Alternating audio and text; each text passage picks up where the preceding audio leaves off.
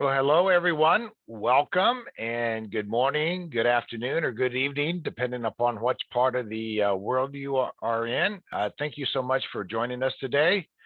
Today, we are discussing how teams and leaders can unleash the power of Agile. My name is Tom Evans, and I'm a principal consultant and trainer at 280 Group.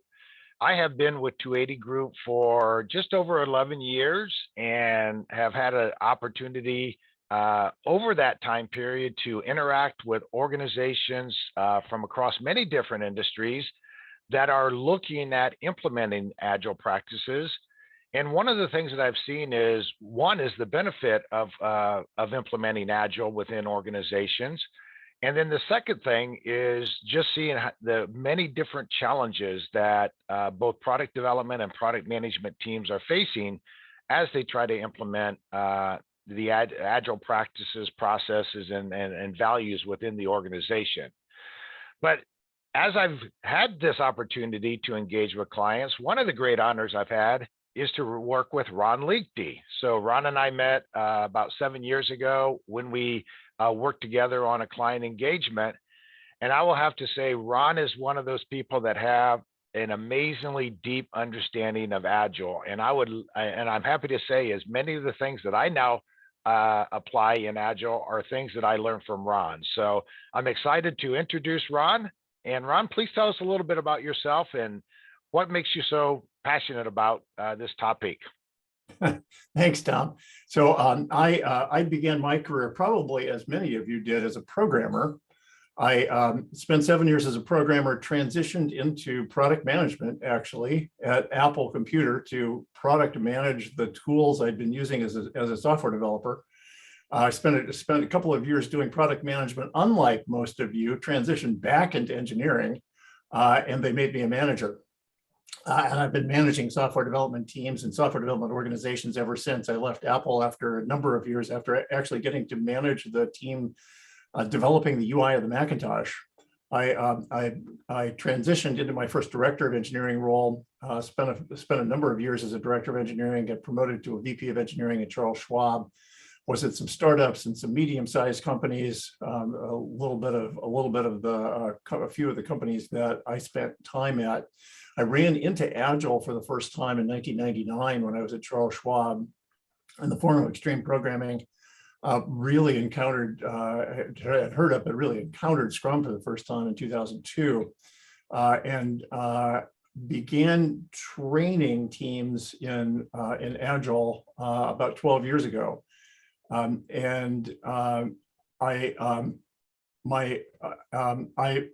The part of managing software development organizations that I really love is making software development hum.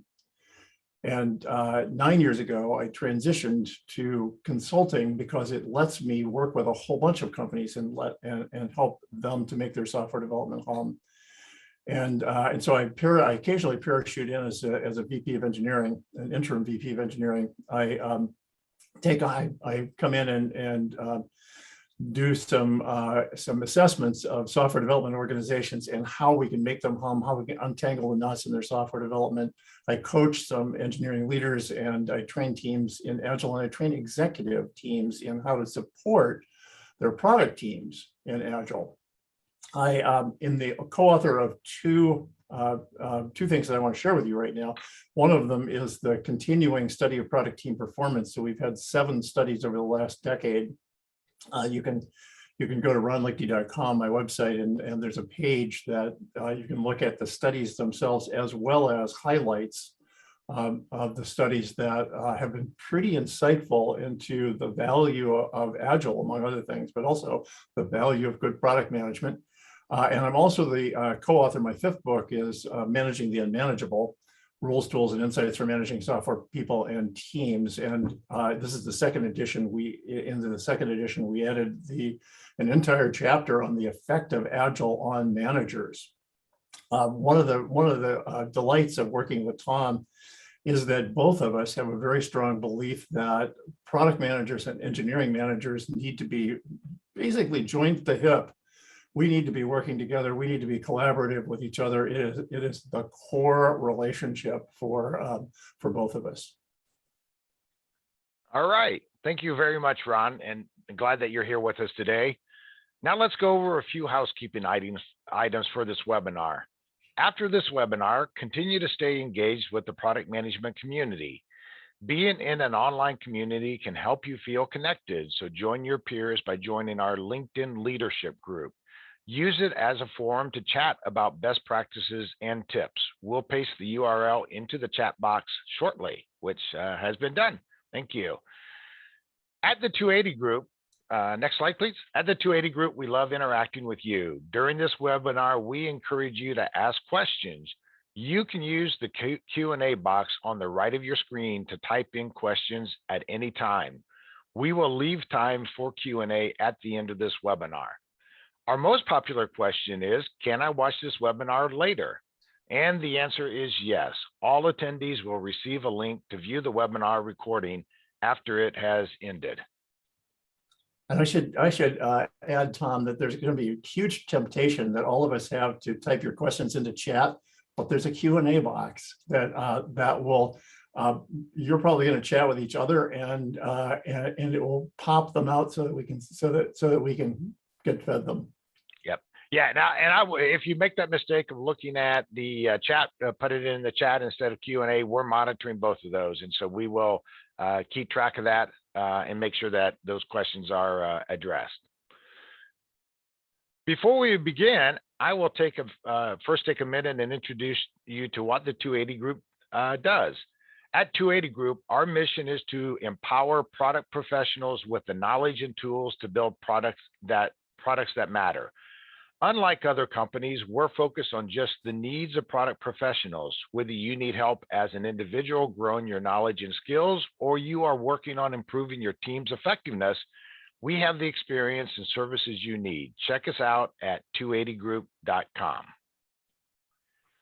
And so with that, now it's time to move on into the webinar. So Ron, I'm going to let you take the lead here in guiding that discussion. And as you go through the slides, I will engage with you and ask some questions. And I'll also be watching the Q&A just to see whether there's some questions that we want to bring up and address at the moment that we're on this slide. So Ron, please go ahead and kick us off.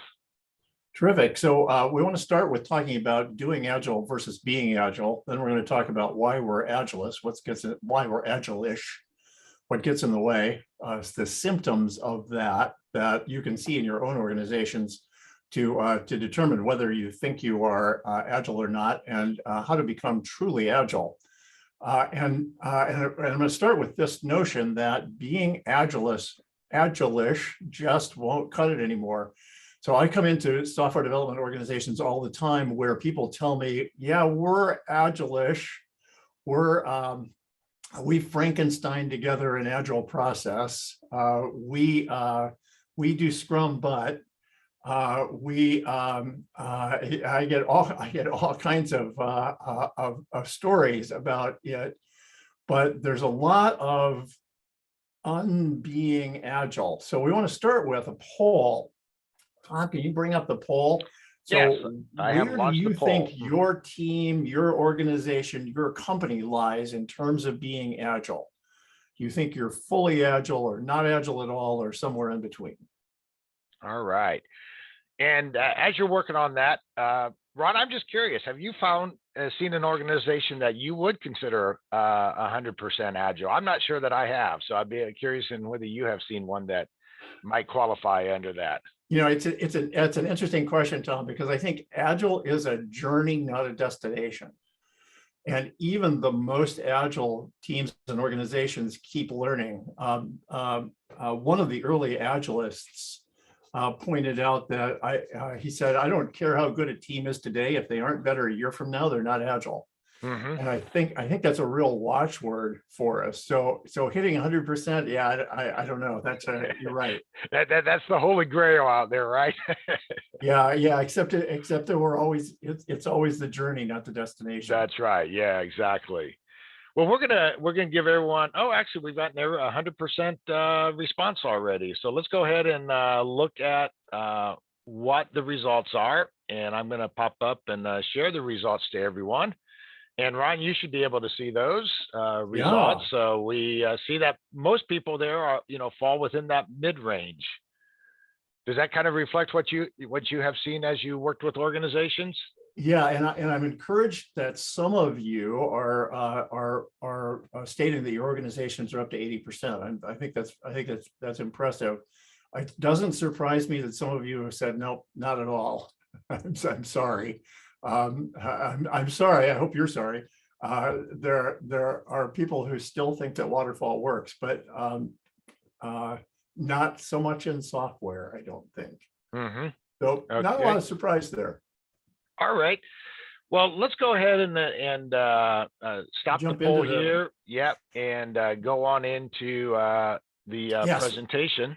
So let me talk a little bit about doing Agile and being Agile. What's the difference? So doing Agile is really about practices and process. Being Agile is about values and principles.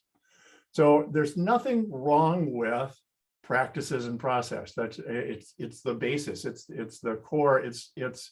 It supports being Agile.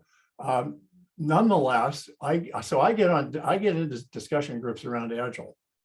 I don't encourage all of you to do that. I don't suspect that that's where you want to spend your time, probably in discussion groups around product management. But I'm in discussion groups around Agile, and every once in a while, someone will say, "Well, if we don't do all the, if we don't have the values and principles, the practices and process are irrelevant." And I was uncomfortable with that statement, and I thought, okay, so this is probably 4 or 5 years ago. I thought, let me just list a few examples of practices. So I'm going to let you eyeball those while I talk, because when I created this list, and it's a subset, there are a ton more practices and process than this. It's a subset, but I walked down this list and said, there's value to every single one of these practices. Practices practices make us better. Every one of these makes software development better. That's not the issue. So I'm gonna transition to a metaphor for a moment. So voting machines and voting deliver value too. Voting's a process, voting machines are tools. Do voting and voting machines make us a democracy? No, voting and voting machines don't make us a democracy, but democracy emanates from values and principles. Similarly, Agile practices don't make us Agile. Agile practices only deliver better outputs, which is what I was saying. Agile practices don't actually deliver great teams. And great teams come from Agile values. Agile values inspire great teams. So if we go back to the Agile Manifesto, which is my source of values and principles, I think the source of for most of us, it talks about building projects around motivated individuals, about trust to get the job done, about face-to-face conversation, about self-organizing teams, about the team reflecting and tuning and adjusting. Those are values that inspire great teams. Tom, do you want to? Yeah, and I think along that line is, when you think about values, and some of these that are on this slide, repeat some of the points that you made, but I want to focus on, 3 more of these there that you didn't include as part of what you put there in terms of the Agile principles and the Agile values. But one of those is, that focusing on customer needs. And I think this is where, and maybe I'm going to be giving away a little bit about where we're going to be going with the conversation, but too often we get focused internally, and we have an internal focus in what we're trying to do versus thinking about the customer value that we're delivering. Yeah. And so, making sure that we're focused on delivering customer value.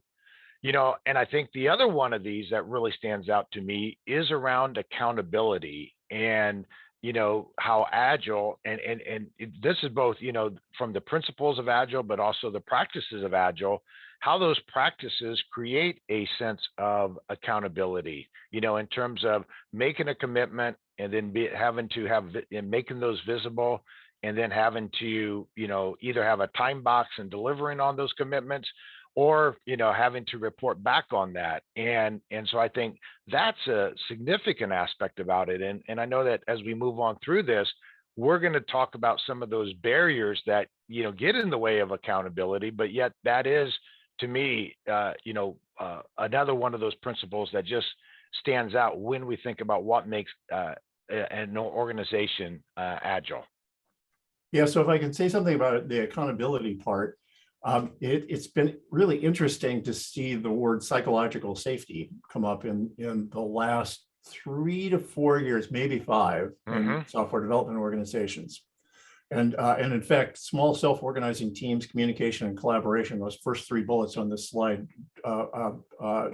apply directly to psychological safety. The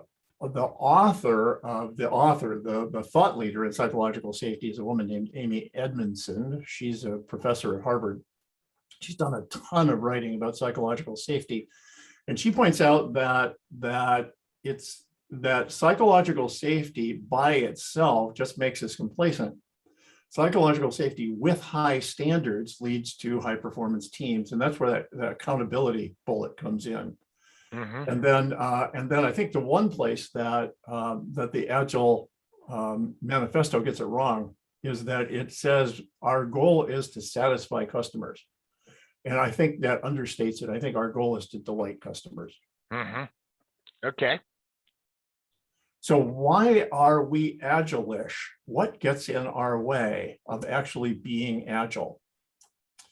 So first, I think is misunderstandings. I think there's a misunderstandings just of practices alone, Tom. The misunderstanding of standups. I see standups degrade, devolve into being status meetings where people are just reporting status, where the intention in XP of standups, in Scrum of the daily Scrum, was software development's a team sport. We need to talk to each other at least once a day.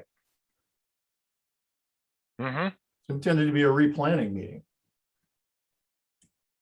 I think lack of role models is a really significant one, and we're in a transition from waterfall, from what came before Agile to Agile, and we are the critical mass in Agile is now. The previous generation of role models, the ones that were our managers when we were kids, when we were individual contributors, when we were first-time managers, some of them were really good, and the ideas behind Agile have been around for a long time, and some of them really embraced those. But many more of them, the next bullet here is history. And the history dates to the Industrial Revolution. We have decades and decades of getting it wrong. Well, decades and decades of industrial telling people what to do, their cogs in the wheel, as opposed to bringing everyone's wisdom in and embracing collaboration. Yeah. And along that line, I think that history definitely does stand out, because if you look at the early discussions around management, dating back into the late 1800s and where it became a science, it was a very top-down approach in terms of how you organize, how you manage, how you control. And I was just reading a quote here recently from McKinsey, and this is the McKinsey founder, where he talks about all organizations must implement a budget as a way to control, to be able to have control of what's going on in the organization. So I think there's a long history in there of that command and control perspective that can get in the way of making organizations agile. Now, the sad thing is that there's also history of proposing change. So we in our book, we realized that we needed to talk about 3 thought leaders in management and in motivating teams and organizations. One of those being Maslow, who everyone recognized, but another one being Douglas McGregor, who is the guy who came up with X theory, Y theory management. who in the 1950s pointed out that pretty much all of what we'd had in management is what we've just been talking about, telling people what to do, directing, authoritarian, command and control kind of management, and that what we needed going forth, and this is the 1950s, what we needed going forth for thought workers, for who we are, what we do, thought workers, was theory Y management, where managers, the point of managers is to support their organizations, is to create the environment in which teams thrive. Mm-hmm. So let me move on to the next one, which is Yeah. culture. Many of us are working inside of organizations that the culture, we have to change mindset of ourselves and our teams and our organizations, and that can be a tough one. And then mindset. So culture and mindset pretty much go together. So why do we do Agile and not be Agile? I think there's probably a ton more reasons than this, but these are 5 really significant ones. Yeah. And going back to where I, mentioned here is that idea of command and control, and I feel like organizations, as they're focusing on the practices and the processes, as you talk about, there still is often a command and control perspective in the organization of where, if you want to change anything, you still need to come back up through us, go through that budgeting cycle, and be able to get approval to make a change. And really, Agile is about being able to respond to change. And you and I, talked about this term, VUCA, but which nobody can remember all what it means. But the volatility, the ambiguity that we deal with, the change that is going on, the uncertainty. Yeah, uncertainty. We typically go into a world, as we go through our planning cycles, we feel like we know exactly how everything is going to look out in front of us. But, from a software development perspective, we used to plan projects for a year and a half as if we knew exactly how those were going to execute.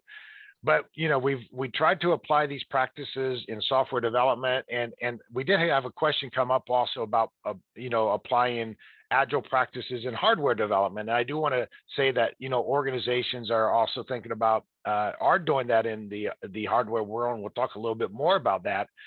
But they still run into this problem of we're doing these practices, but we can't respond to change. And I was just on a call here about an hour ago where I was talking to somebody, and he says, we get our annual budget planned, and we're expected to execute against that project. And if any change comes along, we have to go back through that whole cycle, to get a change. And one of the things that stands out to me when I think about responding to this change is how fast can you make decisions? And if I remember right, I think it was Jeff Sutherland's son, wrote a book on the Scrum Field Guide.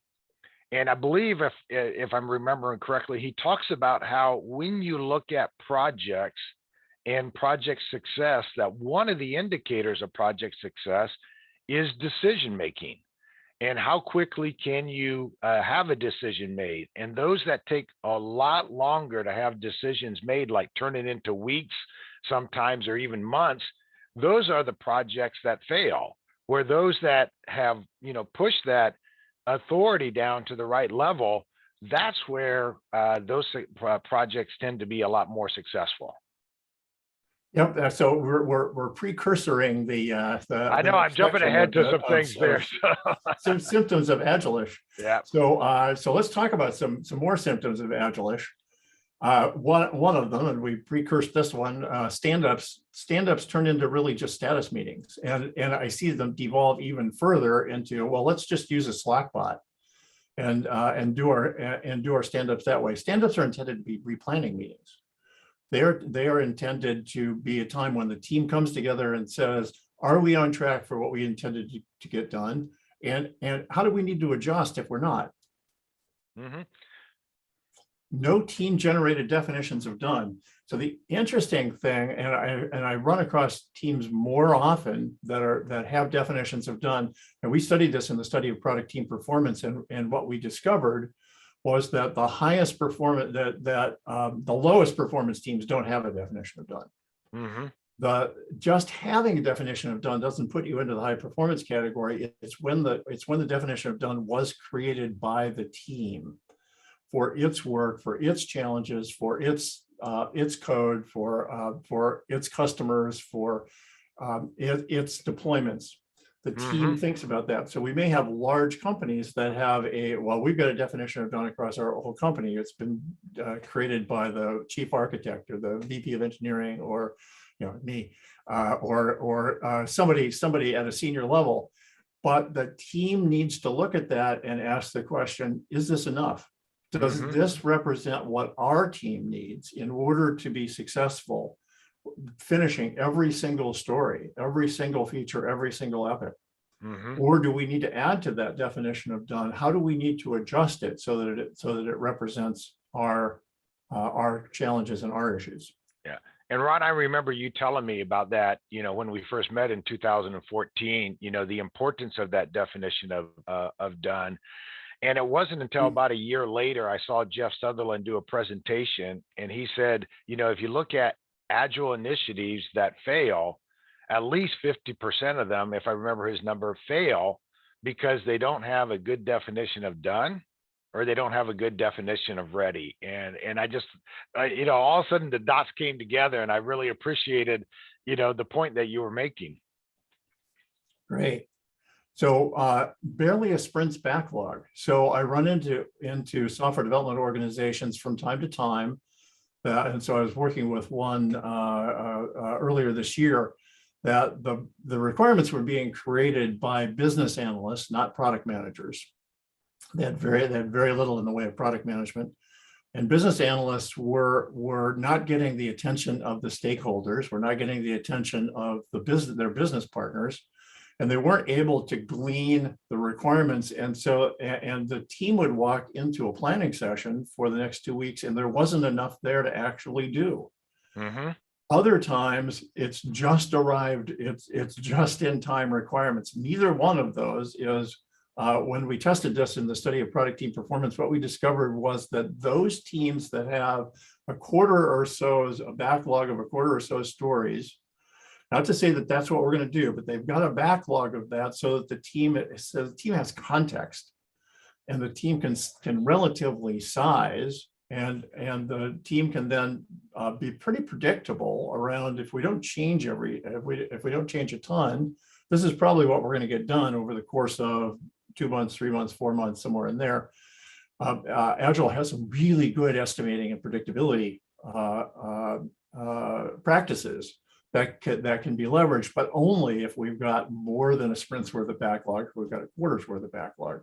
Right. And so it's really, it's not just about that definition of ready, but it's also having enough of a vision of the direction that you're going, so that you have the context to be able to properly plan and do your work.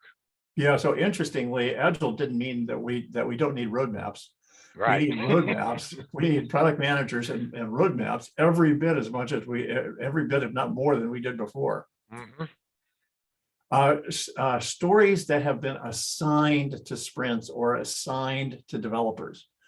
The objective of product owners and product managers is to create a backlog that is ordered by what's going to deliver the most value to our customers in a sort of ROI kind of way, or bang for the buck kind of way.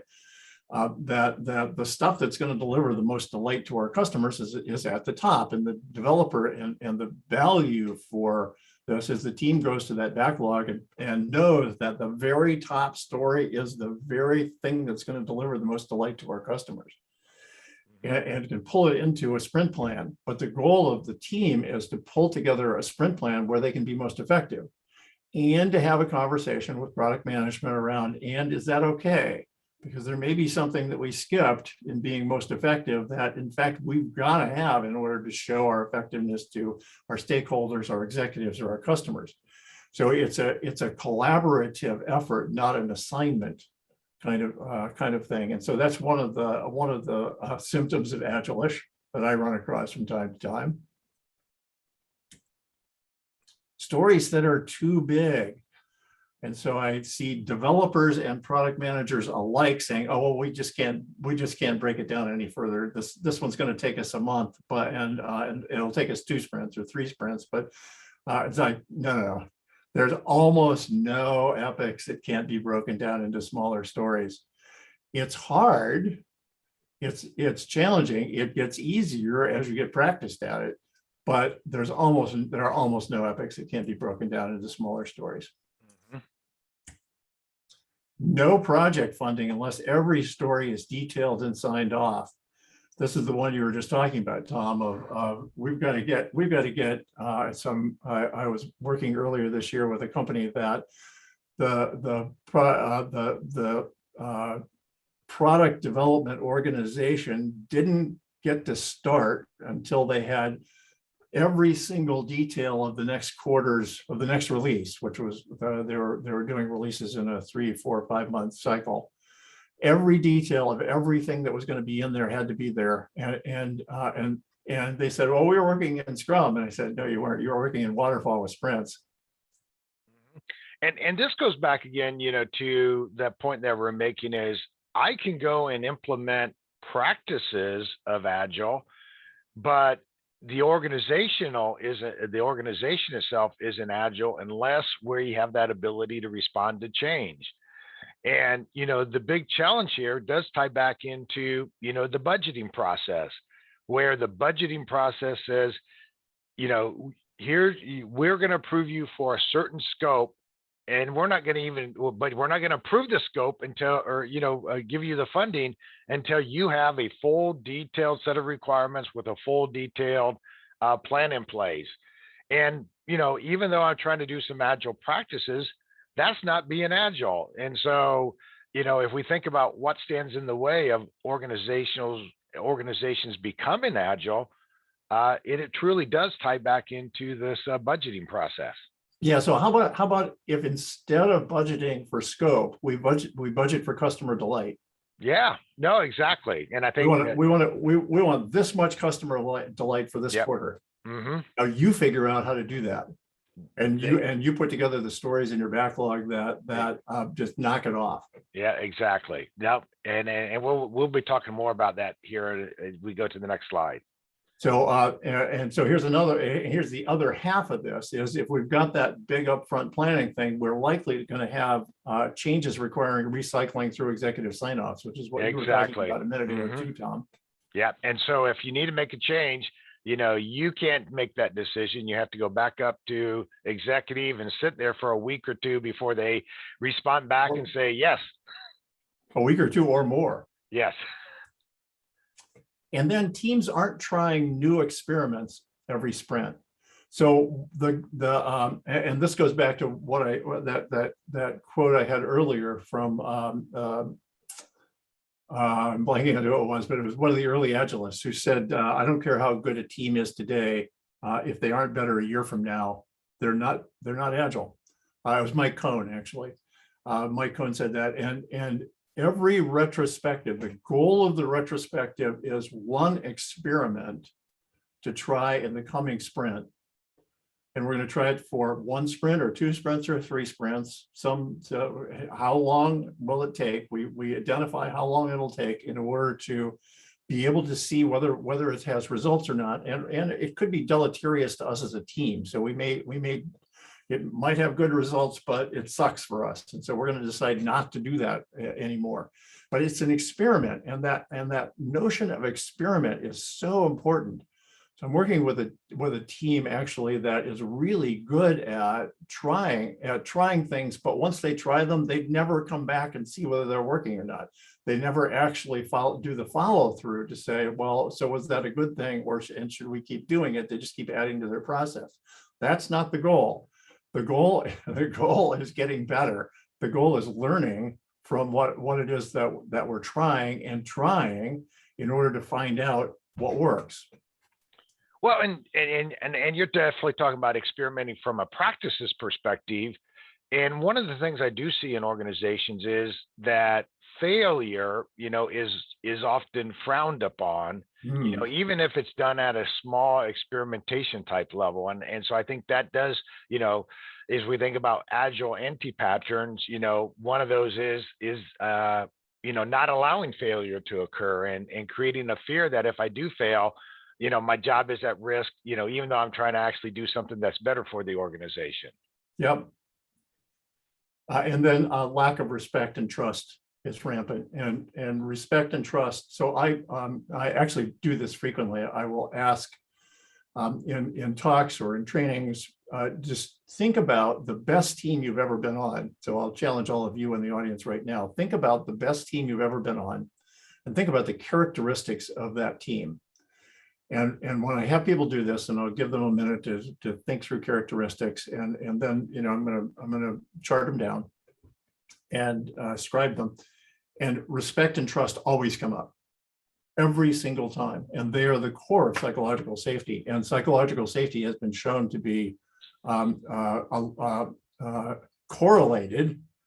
Causation, that's that whole other thing, but definitely correlated with the highest performance teams. Mm-hmm. And then command and control executive style, which Yeah. there's nothing that drives out self-organizing teams. There's nothing that drives out agile more than command and control executive style. Yeah. I was, along that line, I was listening to an audio book here a couple of months ago, and they were using a military analogy, talking about armies where, if there's a strategy on how you're going to approach a battle, but as soon as you have contact, in the field, that some of the, I'm not going to say the strategy falls apart, but the executional plan, starts to fall apart. And those are, if you go back and look in history, those armies that were successful were those where those that were on the field, they're actually seeing close to the problem going on, actually had the ability to change things and do something differently. Maybe not, get in, then not jumping away from the overall objective, but be able to go and adapt to the execution. And then there are others who they just sat there and waited until, a message was sent back to headquarters to say, what do we do now? And that's the issue that we're running into even now as we look at, product management things. Is we run into a situation, something has changed, and we can't respond to it. And if someone just put in chat, the von Moltke with the Prussian military, and exactly that's a lot of the references that came up in this one particular book we were looking at. Great. So we're going to do a second poll, and these are the things we've just been looking at. So the poll is to check all of the ones that apply to your team, your organization, your company. Yeah, this is a multi-select, so you can choose more than one. And so we'll give the group here a minute or 20, 30, 40 seconds to fill that in. So we're starting to get some inputs coming in here. Yep. So we've talked about all 10 of these over the course of talking about this slide. So probably got a pretty good idea of, yep, that applies to our organization, or it doesn't. Mm-hmm.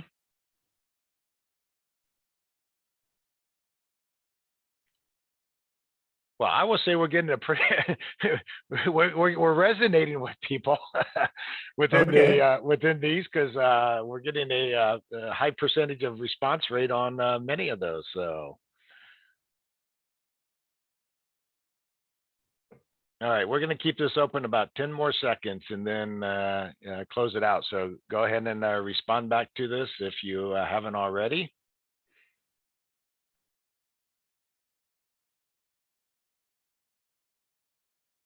All right. So to go back to that command and control executive style. Just like I'm going to go ahead and close. So closing the poll. All right. And as you're talking there, I'll go and also bring up the results.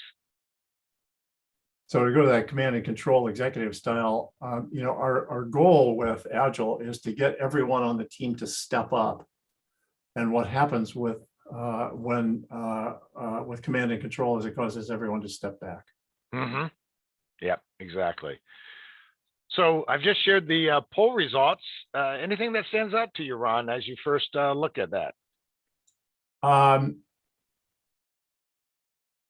No, the high ones here, stand-ups aren't really status, are really just status meetings.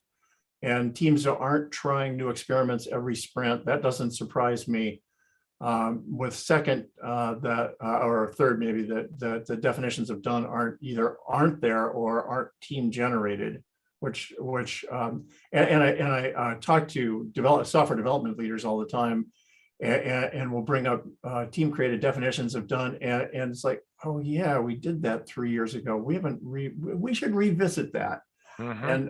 And so it's out the it's one of those things that we tend to lose sight of. So that doesn't surprise me either. Yeah. Yeah. And as I look at it, there's, 35% or more that are talking about this funding process, the having to have all changes recycled back through executives, needing to have all requirements in place, command and control. So I think what we're seeing here is that if organizations want to be agile, there's still an organizational challenge that is going on. It's not about individual teams necessarily. It's more the organizational practices that are getting in the way of being agile. Yeah, well, some of them are our practices and some of them are the organization. So Yeah. yes, both, Yeah. both, I think. Yeah. All right, so let's move on. Yeah. So we're going to talk about how to become truly agile, and we're going to jump into six different areas. The first being working on products, not projects. Having stable teams to which we bring product development, as opposed to pulling together random, I'm going to call them random, it's usually not randomly organized, but pulling together teams in order to solve a project. You want to say more about that, Tom? Yeah, I agree with you. I worked with an organization about 4 years ago, and one of the things that they had been doing is moving project teams around between different project, keeping the project team together. And in other cases, they just reorganize completely every time there is new projects. And that made it really complicated, both from a product management perspective, because the product manager never knew which resources they were going to have available. And even if they went out and got funding, they didn't know who their resources were going to be. And then the second thing is that every team has to learn to rework together if they get reorganized. And so you lose, some of those practices of learning that go on. And then third is, you do want your teams to develop a certain level of domain knowledge if they possibly can, and that's going to help increase efficiencies. Yeah, and I'll add a fourth, which is ownership. Mm-hmm. The team begins having ownership. And one of the things you and I, Tom, have responsibility for is making sure that the folks on our teams understand the connection between the work they do and the larger picture, what difference the product is going to make in the world, and what difference the product is going to make for our company, and what impact we're having on users. Mm-hmm. And by having ownership, by having that stable team, by being connected with a feature stream, it's very different from I'm randomly working on this thing this week. Yeah. Mm-hmm. So then outcomes driven, not output driven. So we've got this challenge that comes out of manufacturing, I think, of how many piece parts did you make today? Mm-hmm. And so, I'm old enough, I was around for the, let's count the number of lines of code that you generated. It's like, no. We want fewer lines of code, not more lines of code. We want more delighted customers from fewer lines of code that we have to support. And it's really about outcomes. It's really about delighting customers. It's not about butts and seats. It's not about the hours worked. It's not about the lines of code. It's not about, it's not about velocity. Start measuring velocity and watch velocity become useless. Mm-hmm. Useless for that intention, as well as useless for the team to be able to have some predictability. So we don't want to use metrics for those kinds of things. We want to measure outcomes. Yeah, no, and exactly. And I think that goes back to the point that, we were talking about in terms of budgeting. Right now, so much of the budgeting is built around delivering specific outputs, when in reality, what our executives ought to be funding is outcomes. And so, what are those specific, either business or customer outcomes that we're trying to achieve, and be able to budget that with the ability for us to focus on or give us the flexibility to work within that. And I think some of that, falls back over into roadmaps, because roadmaps become project plans, and and so that's what's getting funded is a project plan versus saying, in my roadmap, here's our goals, here are the outcomes that we're trying to achieve, and fund those, but give me some flexibility on how we actually deliver against those. Great. Being outcomes driven, we want to be outcomes driven, not process driven. So we don't want to be locked into our process. This goes back to trying an experiment every single retrospective, trying an experiment to find out how to be better. Well, and I think that also we use a term talking about process zombies, and the implication is if I do the process because it's the process, not because it actually makes us better. Right. Respect and trust and psychological safety. We've talked throughout this webinar about respect and trust and psychological safety. The thing we haven't mentioned is Google's study, the Aristotle study, that where they looked for why Google, just like everybody else, has high performance teams and low performance teams. Unlike everybody else, they have a ton of money, and so they set up a study to study their own people, their own process, and discovered what sets apart their high performance teams. It's psychological safety. Yeah, I remember listening and hearing about that one. Collaborating with customers and actually having feedback cycles to make sure that we're not locked and loaded. We are doing the things that are going to delight our customers most, and making sure that the things that we deliver do delight our customers.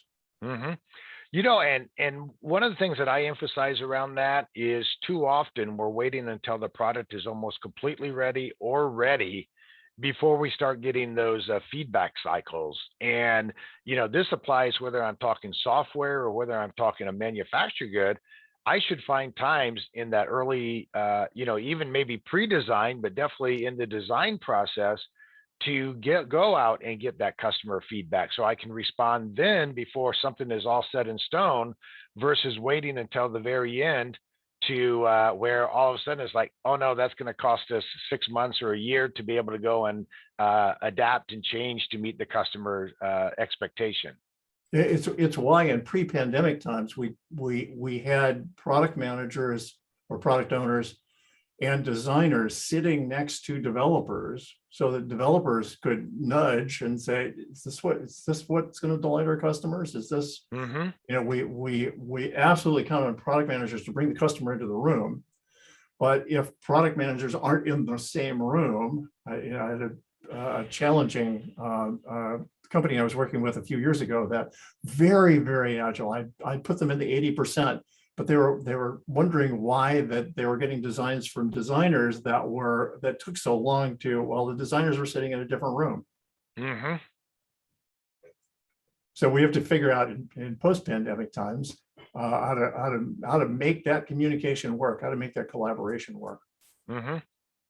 And use the Agile manifesto as a window. And I tell every team I train to do this. I tell every executive team that the Agile manifesto is a window that we can look at our practices. Our practices aren't set in stone, and we aren't going to be practice zombies or process zombies, as you were saying, Tom. We're actually looking at, are these serving our values and principles? Exactly. Yeah. Very good. All right. You want to say something more about this slide? I don't think so. I think the key message here is that, and I think it goes back to the point that you made earlier, is that being agile is a journey.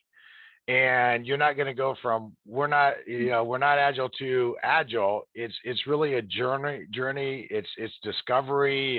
It's finding new ways. And I think in the Agile Manifesto they talk about we're finding new ways to do things better. And so don't feel like you're going to get there overnight, but look at it as a journey, and having that willingness to experiment, to try new things. Great. And that brings us to Q&A. Yeah, let's go ahead and do Q&A. And I want to touch one question that came up really early, and this was from Frank, and he was saying, it sounded like we were talking a lot around software, where he was interested in terms of physical or manufacturer type goods. And I know, as I've had the chance to engage with several companies that are starting to look at how do we implement some of these agile practices in a more hardware driven type world. And I just wondered whether in your research you've been able to at least observe or see any companies that do manufacture goods that have implemented agile practices. Yeah, so actually what I've looked at is not manufacturing itself. Manufacturing itself, right. The product development side of manufacturing, yes, relies on the Toyota process. It's sort of where Agile came from was from Agile being used in manufacturing. It was from Toyota and the Toyota way. In terms of designing hardware, in terms of developing hardware, Agile and I'll say so specifically Scrum is being used in hardware design and development. It's not going to look exactly the way it does in software. Right. Longer sprints. We're going to take into account. We're going to adapt it as we do in software. Every software team needs to look through the window of the principles and values to how do we make our practices serve those values and principles. And it is being used. There was a white paper.